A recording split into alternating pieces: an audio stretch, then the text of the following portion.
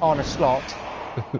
Timing wasn't as good as usual, but here he is. It's live ahead of that game against Bournemouth. At the same time, he seems to be someone who takes responsibility in big moments, as he did again the other night against Marseille. So how do you assess how he's becoming a leader within your group?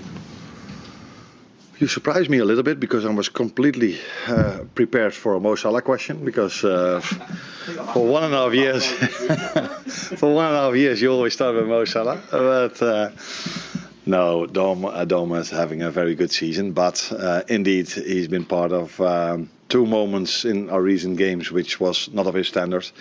Missing a penalty is not common for him, but it happens in football, as we see so many times. And his mistake against Burnley was someone you don't see often, and he acknowledged that. And apart from the great goal he scored, smart goal with a little bit of help of one of my coaching staff members, I think we also showed again how important he is when we don't have the ball, and also when we have the ball, because he gave a great assist to Hugo Ekitike as well, who unfortunately hit the woodwork. In terms of the qualities that he's shown as a leader, what are you seeing from him? I think it always starts, if you want to be a leader, by leading by example, and that's what he's done since the 1.5 year I'm here. He's always the one that, without the ball, he's incredible. The way he can press, the intensity, he keeps running backwards, forwards. And I think he improved this season on the ball compared to last season, where last season I already liked him. But this season he plays with even more confidence, and he's more often involved in chances and goals. So he's having a good season, as some other individuals have as well. How different are Liverpool now, and how different are Bournemouth to the 2 sides that played out that 4-2 at Anfield earlier this season? Well, first game of the season. Yeah. In terms of playing style, not too different, I think. From what I remember, the players they played, they might miss a few now because of injuries, and of course Semenyo went to City. If I remember my lineup, we missed Ryan Gravenberg, if I'm correct, because the first game of the season because of suspension. Also not too different in terms of how we will line up tomorrow, and the way we both want to play. I think Bournemouth is one of the most intense teams in the league. They're in every running stat. They're either on top or in the top 2, top 3, top 4. So if you go there, you have to be intense yourself, and that is a lot to ask from the players, because I think we're the only team that plays in Europe there's only 2 days rest, except for the ones that play on Thursday. And that's not for the first time this season, but also not for the first time this season we've shown that we're able to do so. So looking forward to go there, because we have a good memory of last season. Very difficult game, but a very important one to win for us to win the league. But from last season and from this season, that it's a difficult team to face. My thoughts are obviously with Ibu and his family at the moment. Have you had the opportunity to speak to him? And it almost seems silly to ask how he is, but hopefully you get the sentiment behind that. Yeah, I spoke to him a few times, and I think these are private matters, and they should stay between us. But it's very obvious that if something like that happens, then a player needs time to be there for his family, and also time for himself. I'll just take you back to the start of the season then, for that Bournemouth game. Derail, who sends out stats, was saying I think you were the first defending champions to ever play 4 debutants in a Premier League game to start. Meles Kerkez was one of them, of course. So with him in mind, I think, with him coming from Bournemouth as well, how would you sum up the first half of the season for him? He's played a lot of games. You've got a lot of games in January. So fitness-wise, is he still up there? And I suppose, what does all that mean for Andy Robertson as well? I think we just spoke about Dominic, and if you talk about Milos and a lot of signings we've made, you can see the progression they are making in terms of adjustment to the team, but definitely also in power and being able. For Milos, it doesn't happen many times that he was playing in the weekend and also during the week. I think a few times I've played Robbo during the week, but Milos is getting stronger and stronger and stronger in my opinion.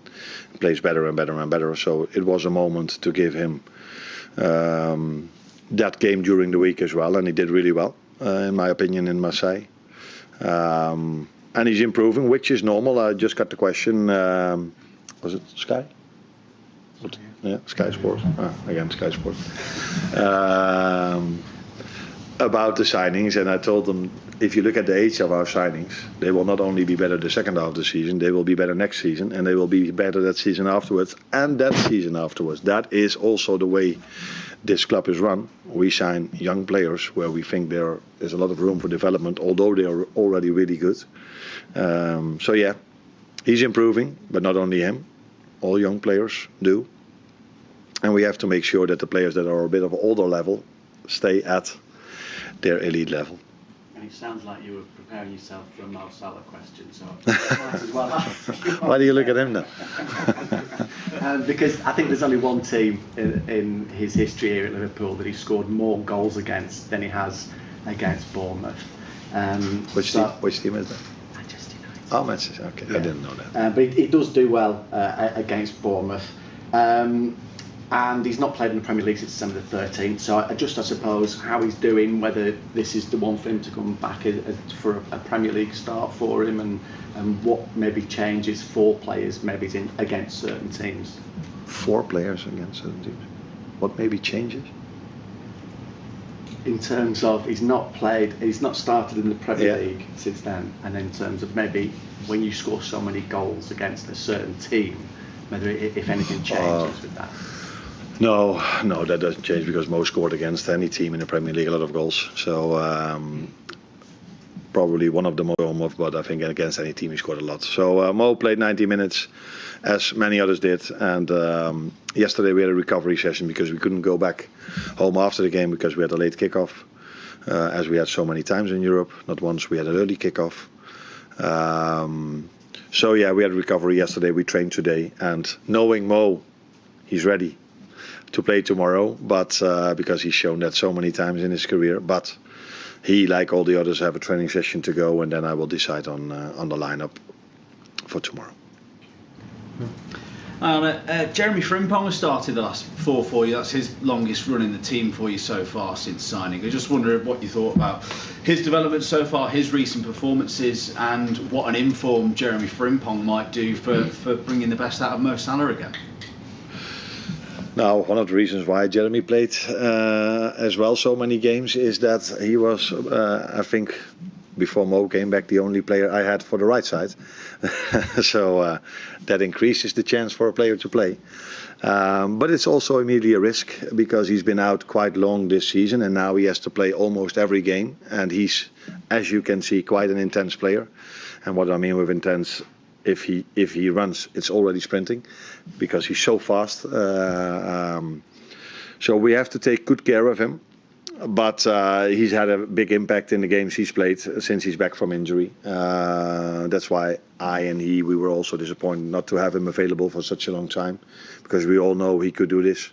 Spoken a lot about taking 1v1s on and making the difference. Now, I think in the last 3 or 4 games he's shown that, even in the last game, taking a 1v1 on, that led to a goal. How important that is in modern football. So to have him available is really nice and really important for us. And it not only impacts Mo Salah, it impacts the whole team if you have a good player available. And Jeremy is a very good player. So, but we also have to take good care of him to keep him available for us. And yeah, that is always a thin line and difficult margins if there's not a lot to choose from. On his position, I mean then. But he's done really well in the last 4 to 5 games. And it's 3 clean sheets in your last 6 games, and you've spoken a bit in your post-match interviews about conceding chances and not conceding too many. Do you feel like you're improving defensively recently? Do you feel like you're seeing some development there as the season goes on? Yeah. That's clear for everyone to see, I think. I think in all the 13 games we are unbeaten. I don't think there were many games, maybe only the Brighton game, where we conceded more than 1 XG. So that tells you that we hardly conceded a chance in any game we've played. To be honest, I think we've conceded more against Marseille, 2 or 3 good chances for them than we've conceded in other games. But the good thing was that, and that's how it works in football, it doesn't continue for a whole season, that every time the other team has 1 chance, it's immediately a goal. And Ali had a great save, 2 in the first half and another one in the second half. And after Hugo hit the bar, we were lucky that in the counter-attack they missed a chance, they hit it over the woodwork, and in the last minute Ali again made a great save. So we know we have the best goalkeeper, one of the best goalkeepers in the world. So so knowing that, then you know that we cannot go on with hardly conceding a chance and conceding goals. So Arne Slot there in a good mood, and why not? 13 games unbeaten in all competitions for Liverpool. Right, JR, rudely interrupted you when you were talking about Dominic Szoboszlai there. By the way, Slot joked about the fact that he was so ready for the first question to be about Mo Salah. He was surprised that it was actually about Dominic Szoboszlai. But I asked you if he's the main man now at Liverpool, and you just got started before Slot sat down. No, I mean, I'm not sure he's the main man, but he's definitely one of the most important players. Again, obviously Van Dijk, still very important. I would put Gravenberch as well in that category of importance for Liverpool in that midfield. But I would say this season, Szoboszlai has definitely been the standout performer. He's been very consistent, scored important goals, scored some great goals. Like Slot said there, his engine going forward and back, strong, powerful. He's taken his game from last year, which was obviously a very good season as well. He's taken it to another level. So he's playing fantastically well. But in terms of like the main man, I mean, I would go and say probably Ekitike is the main man. He's scoring goals. He's playing really well. Then there's Wirtz. But in terms of importance, I definitely think he's one of the most important. OK, well, for years it's been Mo Salah. And Yeah. did you notice the other night, it seemed anyway, that it was a different formation. Salah was kind of alongside Ekitike. Yeah. I think you've said earlier this season that you thought that would work, and it seemed to work that night. Do you want him to continue doing that in the league? Yeah, you know me, Tom, I always come early with these things, but You're not always right, though. You're not people always start right. giving me banter You'll on be the the social first to media, admit. and then it's like, okay, yeah, Jay said so. No, you know, I said a few things, especially about Wirtz. I said that Wirtz would start. I think he would play better on the left and then coming inside, and I mean, it happened that way. But I think in terms of Salah, I think from what I understand, it was more that his defensive work rate going backwards, the hard yards going back than going forward. There's no doubt about it. Salah's going to score goals if you give him chances. But I think in them wide areas, you've always got to do the hard yards. Whereas, you know, when you look at other players, the likes of, you know, Cristiano Ronaldo, you look likes of Messi, they evolve their game and they move inside. So obviously Ronaldo, when as a striker, you don't have to do so much running back. You get yourself into an area. You know, as a number 10 with Messi, you get yourself into that zone, but there's people behind you, so you don't have to do them hard yards. I think when you're a wide player, you've got to be up and down all the time. And I think the way Slot wants this Liverpool team to play, he can't do that. Not because he doesn't want to.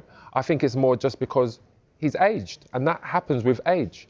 And then you have to modify your game. So that performance he played during the week, I think was a good spot for him, where he can come inside, be around Ekitike, and I think he'll be very effective that way because he's still got that sharpness, he's still got that pace, but it's just the endurance I don't think he's had. But that comes with age, and it comes to everyone. A lot of people getting in touch also agreeing that he should play up front with Ekitike this weekend as well. Right, coming next, we'll discuss that clash between Unai Emery and Yuri Tielemans in Aston Villa's win at Fenerbahce.